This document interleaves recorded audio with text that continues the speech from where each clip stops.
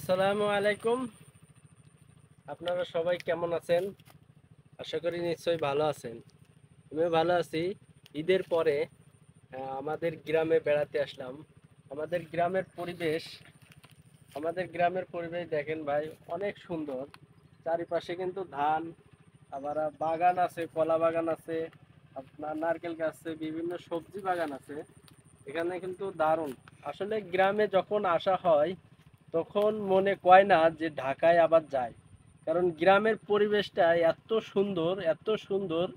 যারা আইছেন তারা তো জানেনই, আর যারা না আইছেন তারা একবার হলেও গ্রামের পরিবেশের সাথে আপনি মিশে দেখবেন যে কেমন লাগে। আসলে অনেক ভালো লাগে, কারণ গ্রামে যারা থাকে তারা মুক্ত বাতাস, বোঝেন তো, একবারে বিশুদ্ধ বাতাস। তারপরে আপনার পরিবেশ নির্জন এলাকা, খুবই খুবই ভালো লাগে। এই গ্রামে থাকতে মন চায়, কিন্তু কি করব, তারপরেও ঢাকায় যেতে হয়, যেহেতু ঢাকায় একটা চাকরি করি। সেই চাকরি করার কারণেই ঢাকায় আবার যেতে হবে। তা আশা করি সবাই ভালো আছেন।